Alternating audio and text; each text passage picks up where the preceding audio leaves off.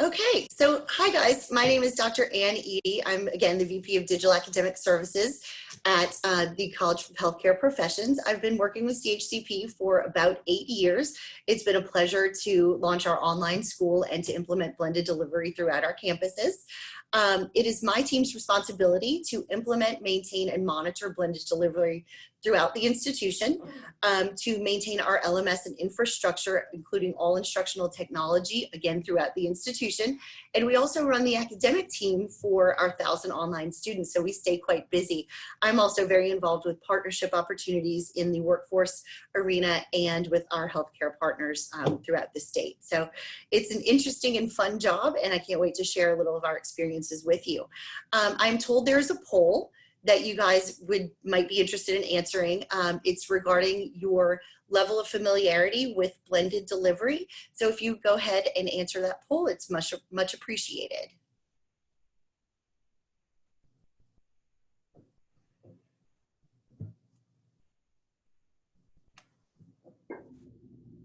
And can you see those results coming through okay? I can't, but that's okay. Oh. If you'd like to share them with me, though, that would be cool. Yeah, I'll let you know about them. So we'll give everyone a few more seconds. Okay. So we have the question, how familiar are you with blended learning? Number one, I totally understand blended learning and I'm looking to implement it in my programs. Number two, I'm somewhat familiar with blended learning and want to learn more. And the third one is I'm not at all familiar with blended learning. I'm here to just learn as much as possible. All right, we'll give them a few more seconds. Okay, so, and 43% of our audience said that they totally understand blended learning and are looking to implement it. Great.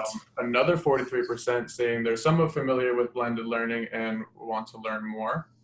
And the 13% of our audience say they're not at all familiar with blended learning. So great. So we have a great mix. That's wonderful. Yeah, it's a good mix. All right, we're going to end the polling, and you can carry on. But that's perfect. Thank you. Thank you. So our presentation today is entitled Blended Delivery, a Roadmap to Enhance Student Outcomes. And I'm excited again to share some of our successes and maybe not so great successes at times with you guys, because this is a journey and one that's well worth it in the end, as you'll see, but one that can be difficult to implement. So I hope, hopefully this is something helpful to you guys to see some of our experiences.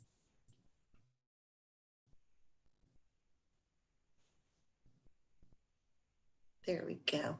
So a little bit about the College of Healthcare Professions. We are accredited nationally by ABHES, which is the Accrediting Bureau for Health Education Schools. This is the only national accreditor that only accredits schools that deal with healthcare training. So they're a little bit special for that very reason. CHCP is dedicated to providing quality training for all of our graduates. In no way would we ever push someone through who couldn't complete the objectives or pass a certification. Our school was founded over 30 years ago by physicians in the Texas Medical Center as an internal training facility for allied healthcare professionals. The school then spun off, and we currently have over 20,000 alumni. Our current student active population is about 4,500 students across the state and online.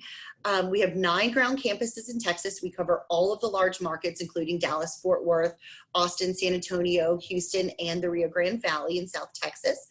And we also have about 1,000 online students, fully distance education. We do pride ourselves in providing our students with the flexibility to complete their programs in a manner in which is complementary to their life. And you'll see that flexibility is a large component of offering blended education.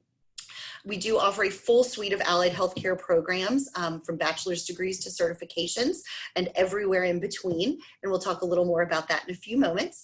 All of our faculty have worked in field, so they're able to offer that to our students as well. And that hands-on training is what's most important in healthcare, but in all programs, I believe. So next slide would be great, Alex, thanks. Okay, I'm going to share some of CHCP's demographics with you in terms of what our student population looks like. And this will become important in a little while when we talk about implementation and who's able to do this and who's not able to do this. So our student population, as you can see, we do not serve, by and large, the 18-year-old first out of high school population. Our school is vast majority 22 to 50 and over. So we deal with students who have many times gone to work and decided this isn't going to work for me, I need to go to college, all the way up through folks who are second career, retooling careers and deciding that maybe healthcare might be something they'd like to do. So the younger population is still there in the 22 to 24 sector, but we also have a population that's much larger than that, as opposed to your traditional 18 to 22-year-olds. In terms of racial demographics, over the last 12 months, this is what our breakout looks like. We're very heavily Hispanic, which makes a lot of sense because we're in Texas. Our next largest population is African American. You'll see here that Caucasian and Asian and other are two much smaller populations. So this serves to tell us that we're serving, in some cases, disadvantaged populations, and then in other cases that these are perhaps first generation college goers. So we have to be mindful of that and keep that in mind as we move through.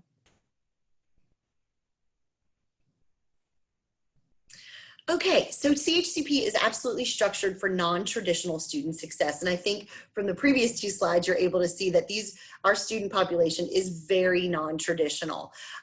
We offer blended and turnkey academics. That's absolutely why we're here today. We're going to talk at length about blended and what that means and why it's a benefit to our students. Secondly, we're going to talk about our stackable programs in which students are able to fully transfer their certificate or associates into the next level of education without losing any credits. And that's going to be our next slide. Career readiness education starts within our programs from day one. Again, many of our students are the first in their families to go to college, first generation citizens in some cases, and don't have a model to emulate of professionalism and soft skills. So this is a very important component of what we incorporate from day one in our curricula. Last, wraparound services are going to be very important for our non-traditional students to be successful in the classroom. Their lives are in some cases very chaotic and complicated. Our students often are single moms. They have full-time families and full-time jobs and then try to go to school full-time on top of that, which sounds very daunting to me. So our wraparound services in terms of student services and student assistance plans are very important. So we'll talk about those a little bit later in the presentation. I promised we'd discuss the stackable nature of CHCP's programs, and we believe that this bite-sized broken down education is beneficial not only for our students, but also for CHCP. So our students with their chaotic lives and their jobs and their families many times can't commit to a 4-year-long degree like some of your traditional students might be able to. So what we've done is we've broken down our programs into bite-sized stackable programs where a student will enroll. They will stabilize their lives by achieving a 9-month certificate in one of the medical specialties. So it might be medical assisting, dental assisting, medical billing and coding, something like that, where the students are able to graduate in 9 months, be placed in a job, and stabilize their lives with a steady income, a job with benefits, so that they can alleviate worries like childcare, what if I have to work on the weekends or something like that. So, and once the student's ready and their lives has stabilized, they're then able to fully transfer that entire certificate into an associate's degree, which they would then complete online in as little as 8 months. So then they then have the opportunity to, and the potential for advancement in their career path, potentially move into management, and potentially make more money. So all of those things are exciting to our graduates, and they very regularly come back to us to achieve that associate's degree. Once they've graduated with their associates, they then have the option to fully transfer that associate's degree without losing any credits again while earning and learning into a bachelor's degree if they choose. So that 4-year path is achieved It's just achieved in bite-sized chunks that the students can achieve on their timeline. So this is obviously a win-win for the students because they're able to graduate, stabilize, and then continue their education. But it's a win for the institution in terms of repeat customers and a constant revenue stream. So we found this model to be very, very successful, and our students and our graduates have become very successful because of it. So as I was thinking about this presentation today, I started thinking about, well, what do we need as institutions to continue to serve our students? And I thought about it, I said, that sounds kind of silly, but in the private post-secondary education world, we have some pretty stringent accreditation standards that we must abide by. And I understand that not everyone listening today might operate in that space. However, as an institution, it's always good to think about what things would we like to strive for. So we've come up with what we call the 4-100s. And are we going to reach 100% in each of these categories? It's probably a little bit unrealistic, but we're going to keep trying until we do. We kind of have a joke around CHCP that, you know, the day that we reach 100% in all 4 of these items, then we'll take some time off and go hang out and have a good time. So anyway, the first of the outcomes that we like to discuss is student retention. So it's our goal that every student that we enroll graduates and gets a job. They came to us for that purpose, and if we don't graduate them, they're probably not going to get there without us. So will they persist? Will they graduate? So that's our student retention outcome. The second is placement. At CHCP, graduation is not the only goal. We want these students to be placed in a job. That's why they came to us. They didn't come to us to get a liberal arts degree. They came to us because they want a job in the medical field. So placement is just as important as graduation in our world. So will they have a career? Certification, on the other hand, it's an interesting one because as an institution and from an administrative standpoint, it gives me a great idea of, will our students be successful, and are we teaching them what they need to know to be successful in their career? So most of the certifications are either state or national certifications, things like the NCLEX or, you know, a state registry for radiologic technology, things like that. So if our students are passing that certification, it tells me we're doing our job as an institution. And then finally, student satisfaction. Are the students happy? We want our customers to be happy, whether it's our students or our employers, because those are both our customers, but we measure student satisfaction on a very regular basis, and we want to make sure that our students are happy. So those are the 4-100s, and every big project I take on at CHCP, I try to keep these 4 outcomes in mind and to think, is what we're doing here, are these going to have a positive impact here? So as we move through, kind of keep those 4 things in mind, and then we'll revisit that at the very end. Okay, so where does the roadmap take us? We need an educational model that has flexibility with accountability. We have adult learners that we're dealing with here, and we need to make sure that we're addressing the flexibility that they need to move on with their lifestyle. We also need a proactive model of student support, and Alex mentioned that at the beginning of the presentation about CourseKey and what these guys can offer in terms of proactive support. It's extremely important, and it's one of the support, it leads into the support model that we're going to discuss later. And then finally, soft skill training and professionalism. Again, these students need models for that, and we need to integrate that into our curricula as soon as possible.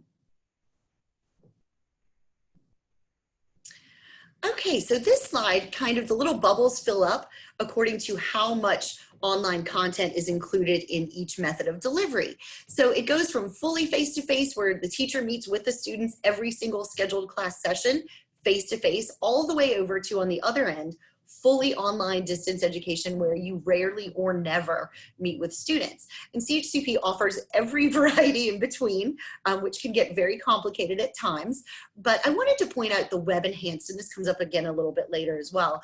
But if you're considering at your institution to move towards a blended model, web enhancing your classrooms might be a nice first step. And the way that you can do that is a couple of ways. You could add an LMS in for a gradebook, or another option for an electronic gradebook that the students would have access to. You could use your LMS as a repository for syllabi and deliverables and things like that. as opposed to having a full distance ed course. But what we're going to talk mostly about today is the blended/hybrid. And we've had to define those two terms. And I am completely aware that in industry, those two terms are used interchangeably, blended versus hybrid. But we've had to describe them because we have programs that run hybrid and we have programs that run blended. Our hybrid programs happen to be face-to-face programs that take all their core courses face-to-face and take their general education requirements online. As opposed to that, and what we're going to focus on today is the blended environment. And it sounds like a silly way to think about it, but the way that it's easy to remember is you put everything in a blender, and every course then has components of face-to-face and online. So I hope that's an easy way for you to remember that every course will have face-to-face and online components. Again, a silly way to remember, but it might be helpful.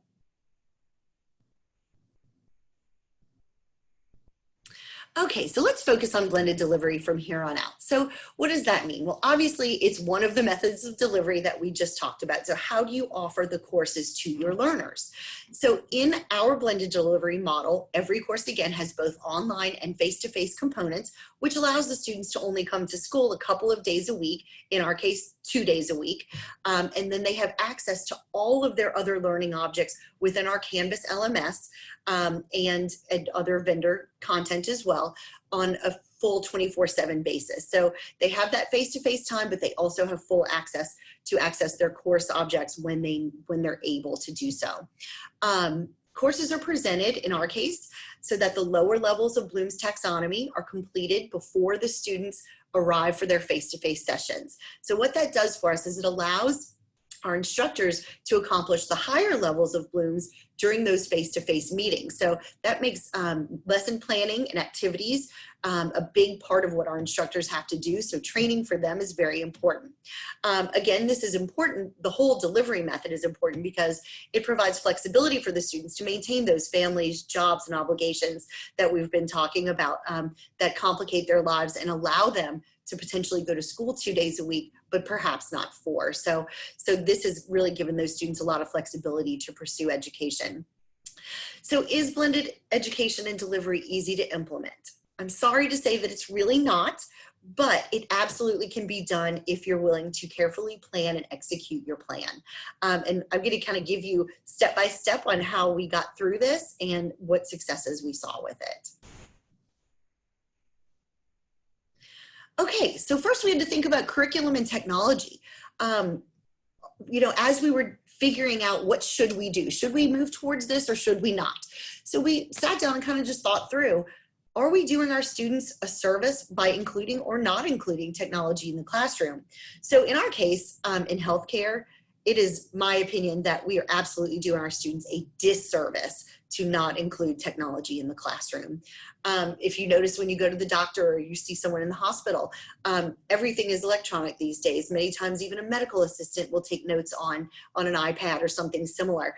So for our students to go out into the healthcare field, it just makes sense for them to have exposure to technology early in the classroom. Again, do our employers require this in the healthcare field? Absolutely, but I would imagine that this bleeds into many, many, many other fields. This is a repeat, but Web Enhanced is a great option to start showing technology in the classroom to your, not only your students, but to your instructors, having them exposed to that as well early is a nice option. But what does it require in terms of infrastructure? That's where it starts to get a little bit sticky, and we're going to have a slide on that one in just a moment as well. Okay, so I'm going to tell you guys a story. So we're going to talk about our campus in the Rio Grande Valley in South Texas as a model of success. When we first started this campus, did we know it was going to become a model of success? It was the hope and the intent, but does that always come to fruition? Not always. So in this case, thankfully it did. So we launched CHCP in McAllen, again, down in the Rio Grande Valley, in November of 2015 as our first fully from the ground up blended campus. So again, every single course in every single program had both online and face-to-face components. Every student received a device, which has changed over the years during enrollment and new student orientation, so they could work through their orientation on their device. The term length is only 4 weeks. It's fast and furious. Again, face-to-face instruction 2 days per week, but with access to all learning objects in the LMS 24/7. All programs had clinical externships, so the students could go and work in a medical facility, which helps with placement in a fantastic manner. Many of our students are externship to hire. And then these certificate programs are 9 months long, so we allowed an entire program cycle to go through with many, many revisions along the way in terms of curriculum as we stretched through that program cycle to see, is this something we'd like to roll out to the rest of our campuses? Currently, McAllen is super successful with 400 students enrolled. This is a 99% Hispanic student population. Some of our students even, they drive over from Mexico each day to go to school, which is amazing. Many from disadvantaged populations of the Rio Grande Valley. Almost all of these students have full-time jobs. Many are single mothers. And if they're not single mothers, most of them have children as well. And I tell you this only to say that this population absolutely can make the leap to blended learning with technology in the classroom. I say that because I talk to and consult with so many schools that say, well, our population couldn't possibly do that. It's a big leap. They're going to be too scared. It's intimidating. I'm here to tell you that they can do it, that this is possible as long as it's planned and implemented properly. Okay, so what did we see out of McAllen? We allowed a full program cycle to go through, plus a little bit more. And the first year results are listed here for you. 85% retention, 80% placement for those who graduated, 99% passed their certification exams, and 95% student satisfaction. So you look at those numbers and you go, wow, I'd like to see that at all of our campuses, right? So that's exactly what we decided to do. You can go to the next slide, Alex. Because of those awesome first year results, we elected to invest in launching blended curriculum across all of our institutions. So again, this has to happen in a calculated manner, but what do you need to think about? Not just do we want to do it, but what are the considerations for an existing campus? So it's quite different to open a brand new campus and say that blended is the way that it's going to work, right? Rather than transition an existing campus, sometimes with legacy folks that have been there for a long time, who are afraid of, potentially moving to a different method of delivery. It's quite a different animal to start one way and then to transition one to another. So you need to think about a few things, and there are many more things, but these were the big rocks. Infrastructure to support your instructional and technology. So we found at our campuses, we didn't have near the Wi-Fi bandwidth to even consider opening up blended technology in our campuses. There was no way. So there was a lot of infrastructure concerns that we had to address way before we even thought about it. So that would be one that I would suggest that you start thinking about early so that you can have it fixed and have it working before the students start, because what you don't want to do is have a bunch of frustrated students who end up dropping out of school. The intent is the exact opposite, right? Physical space is another large consideration. Many of our campuses are near full in terms of real estate. So you have to have physical space to teach out your existing programs and then enroll in your new blended programs. So that's another concern that you have to be concerned with is the actual physical real estate within your campuses.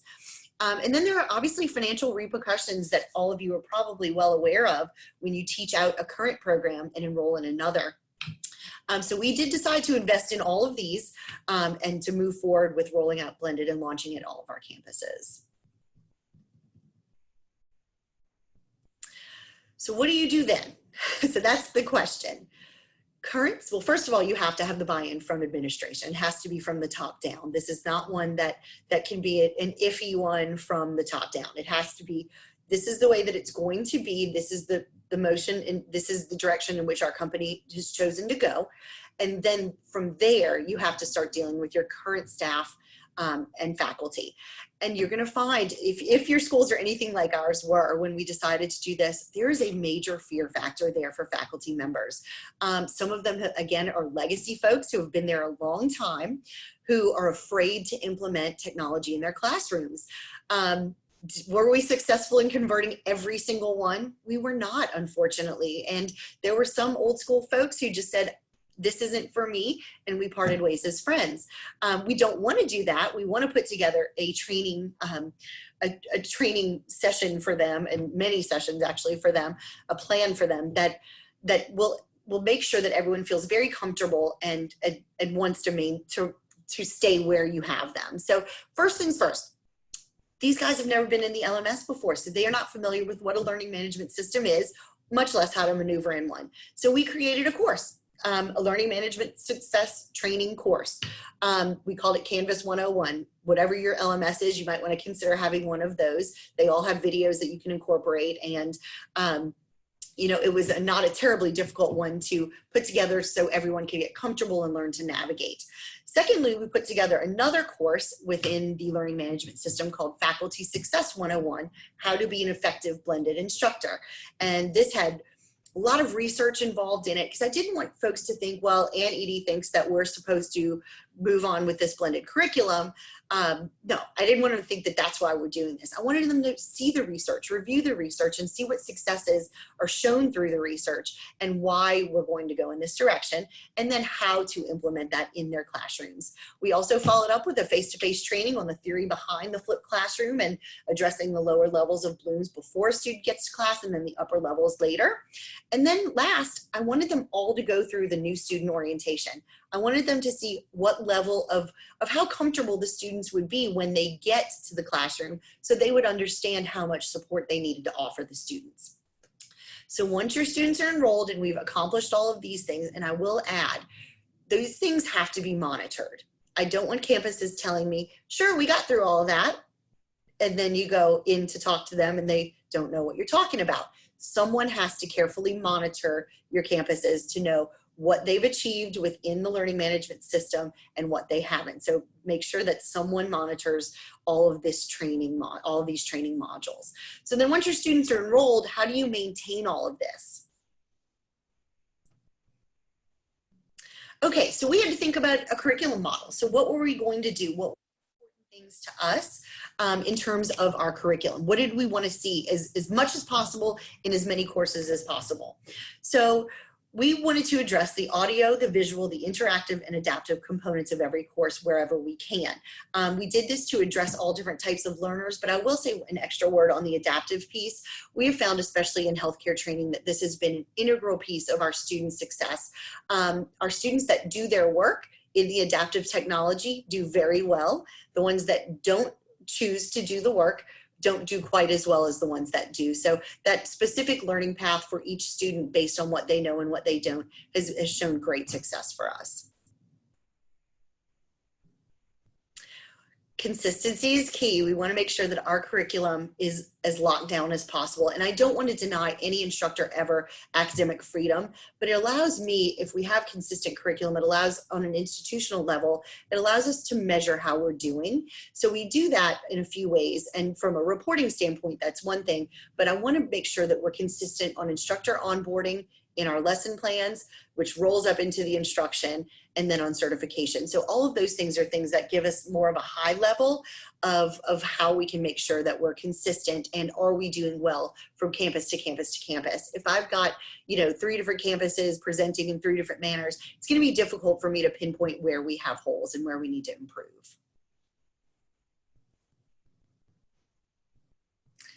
Okay, non-traditional students. We're going to skip over to student support for just a few minutes. Our non-traditional students, if yours are anything like ours, they need extra support to be successful. That's a no-brainer. It's one that we've known in schools like ours for years and years. And I see in the more traditional models that support is becoming to the fore. It's coming to the forefront of things that are being discussed. The type of support absolutely varies depending on how you're delivering your curriculum. So we'll talk about that in just a second. I would recommend a needs assessment based on the educational environment that you're in.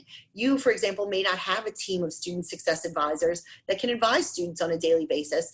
Some of our campuses, the instructors are the very first line for advising. So it just depends on your model on how you can present student support. Okay, so in the traditional classroom, that's a no-brainer. It's an easy one. Face-to-face time with students, there's a relationship with the instructor.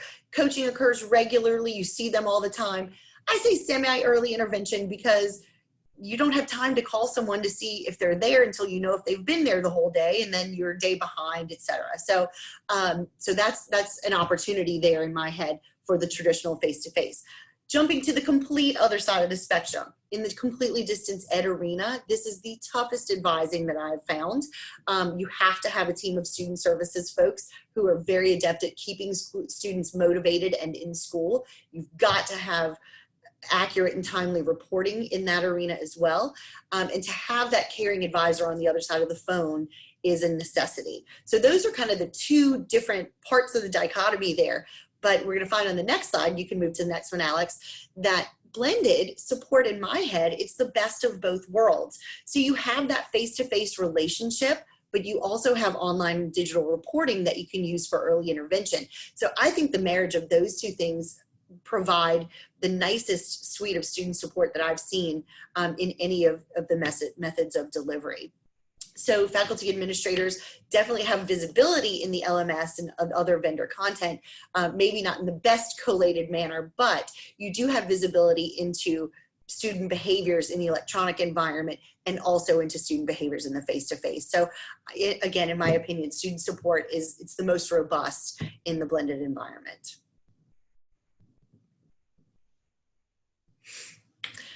We talk about the tech and talk model of student support, which goes right along with what we're talking about here, to use technology along with a caring advisor or instructor to formulate a success plan with the student. And I say with, not for, because we want to make sure we're doing this with the student in a manner that will complement their life and their obligations and their responsibilities, rather than us saying, here's what you need to do. So our advisors have gotten really adept at doing that, and it's been very successful for the students. We will all have multiple systems going on very commonly. You have to get creative sometimes. We have done that. We have some systems that aren't quite integrated as well as they could be, and we have some reporting that's put together each night, and our student services folks run with it. But hopefully some of those concerns can be addressed as technology moves forward. But again, that talk component is that caring advisor, and there's nothing like that relationship that they've built together to motivate and help the student through their program. Okay, do we use vendor technology? We actually do, but we're a smaller institution with 4,500 students. I don't have a giant team of instructional designers to build adaptive technology. We have found fabulous vendor technology out there that's been very successful with our students. And so for us, it's not an option to not use vendor technology, but if you have a robust team of that nature, then that may be something that really works for you well also. I'm sure you guys know how all of that might impact reporting and support, and we just kind of went through that. But all of this can be a benefit, but it also could be something you could consider on your own if that's something that you have the capacity to do. Okay, soft skills. This is the last dot on the roadmap. So soft skills and career readiness. Back to our student demographics. Again, first to go to school to college in their families in many cases, first generation students. They, again, may not have a model outside of your faculty and your staff to model professionalism, to model soft skills in a positive manner. And this is obviously very, very important in the medical field as these students are working through with sick and injured patients. So from our employers, if ours are anything like yours, we constantly hear that your students are great at what they do, but we could use a little more on the soft skills side. So we try to integrate that from day one within the curriculum at our ground schools. Our career services folks are in the classrooms, talking to students, coaching them, doing the elevator pitch, the resume writing, interview skills, all that sort of stuff.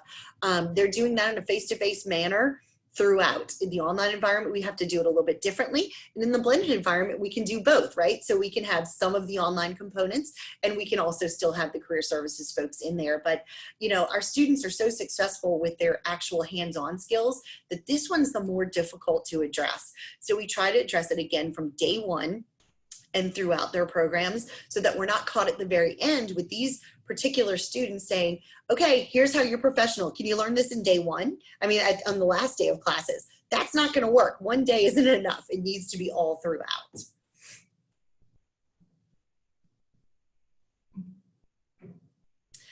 So all of this fits together in a very integrated approach. So we've talked about so many quick topics today, and we wanted to kind of get through this so we could go through some questions and answers if you have any, but you definitely need an integrated approach to address the needs of our complicated lives of our students. So there's a next slide that I'd like to show you guys. So we talked about how does all of this impact the 4100s? Did they stay? Did they persist? Are they successful? Did they pass certification? Were we helpful to get them a job? Were they placed in their career of their life? And are they happy as they move through their program? So I'm going to share some numbers with you guys. And I'm sharing the last 3 years of reporting periods for us. So there's a lot of numbers there. I apologize for how busy this is. But on the left side in orange, you're going to see each of our blended campuses listed here. That's Houston Astrodome, Austin, Dallas, Fort Worth, Houston Northwest, Houston Southwest, McAllen in the Rio Grande Valley that we talked about, San Antonio, and South San Antonio. Our certification numbers are listed first, and if you see an NA, it's because the campus either wasn't blended at the time or didn't exist at the time. And you'll see these certification numbers are in the high 90s up to 100s across the board. I will tell you that we do offer all certifications before graduation, and so our participation rates are up that high as well. But I have to credit that to the fact that we offer it included in tuition and before they graduate. So, but those are wonderful numbers. We'd like to see those stay there. Student satisfaction, same thing, high 90s. And we survey our students every single term. So every 4 weeks for blended students. And these are compiled numbers by campus. So those are incredible as well.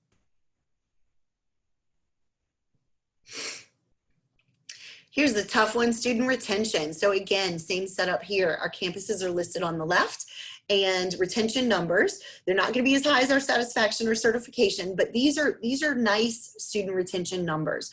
You'll see they're an average of 82, 83% across the institution. You know, so these are nice numbers. We'll see a dip every now and again somewhere, but by and large, again, these retention numbers are nice for 3 years of reporting. And I say that because I didn't want you guys to take away that, oh, those McAllen numbers looked great, but that was for 1 year. So now you're seeing across the board for 3 years of reporting. And then placement, finally, I will say we are in the middle of the 1920 placement cycle. So you'll see those numbers down in the 60s and 70s on that last column. Those are the cohort that we're currently working with. So those will absolutely be up in the 80s by the time we're all finished. And for the last 3 or 4 years, we've had student placement numbers at about 82% average across the institution. So we're very proud of those. As you all know, all of these 4100s, it's not just one silver bullet.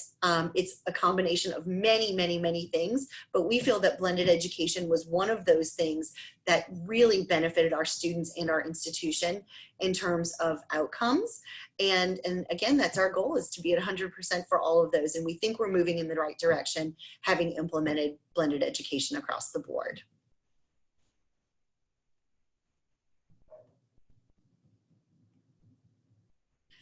Okay, so that's it. Questions and discussion. I'm happy to answer any questions you might have. I believe Alex will get them via the chat, and we can go ahead and do those now. Yeah, definitely. So thanks, Ann, for that presentation. To our audience members, this is our time for our question and answer session. So you can use, on the Zoom toolbar, there's a little Q&A button. You can press that and then submit your questions, and we'll shoot them over to Ann and she can answer them for us. So Ann, while they're doing that, I had a quick question for you.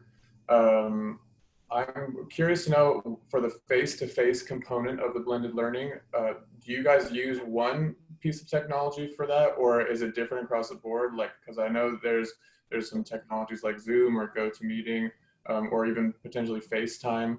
Do you use a mixture of those, or is there one that you stick with? So that's an interesting question, actually, Alex. So our students are actually, the blended ones, they are in classrooms face-to-face 2 days a week. So we don't have to worry about that with that particular population. But I will say that our fully distance ed students that we rarely or never see in the classroom, we do use a variety, Zoom being the primary, lecture tool that we'll use with them. But there are also some other items that are built into Canvas that we can use as well. But yes, so those blended students are actually in class face-to-face 2 days a week. Got it. Okay, I had one more question. I see that we have some questions coming in. That's great. We'll get to those. Sure. One of the questions that I had was, for placement purposes, and especially in the healthcare colleges, we know that externships are a big part of the program, and blended learning is great for those non-traditional students who may have full-time jobs. And I'm wondering how then they can execute on their externship hours while they're possibly also doing full-time job. That's a great question, and it can absolutely be a challenge. So from day one, we have to start working with those students who do have full-time jobs to plan for not only having time off work, because they will have to take time off work if they're working towards a profession like medical billing and coding that don't have a lot of nights and weekends available for an externship experience. So careful planning with the student is essential for that, because our students also have to plan for childcare and transportation on top of being off of work. So there are a lot of items that they have to consider there. However, there are some, medical assisting being one. I'm sure you guys have all seen an urgent care center popping up on every corner. So that's a nice opportunity for some of them to be able to do night and weekend hours. But yes, planning for the student to be off of work and have childcare and transportation is critical. Okay. All right. First question from our audience. It says, how do you handle attendance? So that's an interesting question. So attendance is handled in the online environment in a much easier and succinct manner than it is on the on-ground side. So we are able to pull reports and upload those to our student information system from our Canvas learning management system. The challenge is, what do we do when the students are 2 days a week in front of the teacher? I am very sad to report that we are still taking attendance on paper. I am happy to report that we are discussing implementation with CourseKey to alleviate that burden from our instructors and registrar team. So hopefully we're moving in a more digital manner, but we're figuring that part out now. Good question. Okay. Next question. What type of devices do you provide students? Also, do they keep the devices, and how do you support them? Great. So yes, we are currently, it's changed over the years, but we are currently providing a Chromebook, which is sufficient for the students to support the instructional technology. Not so much on the instructor side, but for the students it is sufficient. I found over the years, our vendor partners have alleviated a lot of pop-ups and flash players in their curricula so that they're able to use a Chromebook now. It's an inexpensive option, and yes, the students do keep it. It is also included in tuition. Can't remember exactly how much they cost, but it's a pretty minimal technology expense, but do keep it after they leave us. Gotcha. All right, last one here for now. It says, do you think your final numbers you just shared are a result of your student demographics age range? So that's an interesting question. I think it may have something to do with it, but I will say that we have not only implemented blended education to see these numbers increase, but we have been very diligent on a number of fronts to make sure that these increase. And I will say, over the last 8 years since I've joined CHCP, our CEO is adamant that certain things get addressed in terms of quality, so that we have seen a great lift in these numbers. You know, you would think our older student population they would come to us with less problems and issues and concerns, but we haven't found that to be the case. We found it to be more the case that they've tried to go to college somewhere else, they've failed. They many times come from an environment at home that is discouraging to them, so it's very difficult to them to stay in school. So I'm not sure that the age has a lot to do with it or not, to be honest with you. We would have to do, a study that would show us, side by side, and I don't know that I have that to share with you, but we haven't found them to be problem free, I guess is a good way to put it. Okay. So we have one more comment here. I want to encourage everyone to get your questions in. This is the last chance to ask any questions about blended delivery or blended learning for Ann to answer. while they're doing that, I just want to read a comment that we received. It says, from Tyler, just want to say great presentation, really good concepts, practices, and procedures that can help any career school. So thanks, Tyler, for that shout out. Yeah, thanks, Tyler. Okay, so last call for any last minute question. We'll give them a few more seconds here. It's really awesome to see those high percentage outcomes at the end that all stemmed from your initial success from your McAllen campus, and then that was able to transfer over to all the other campuses that you've been rolling blended delivery out to. Thank you. We're proud of those. Yes, I am. Okay, so looks like that was the last question. So we'll end the question and answer session right here. And with that, actually, we're going to wrap up our webinar. So I'd like to thank everyone for spending time out of their day with us to join us here. And I'd like to especially thank Ann for her expertise on blended delivery and for giving us all some insight on how to roll that out and how to approach implementing blended delivery. So thanks, Ann. Thank you for having me. Have a good week, everyone. Yes, have a great week. One last reminder, everyone, you can learn more about CourseKey at CourseKey.com. And while you're there, I encourage you to sign up for our newsletter so that you don't miss any more of our webinars. We do them on a monthly basis, and then we have a blog that goes out every week. So sign up for the newsletter there so you don't miss any of those. And while you're there, request a demo, and we'll have one of our team members walk through our software with you. So with that, I just wanted to say thanks again, everybody, and have a great day. Thank you.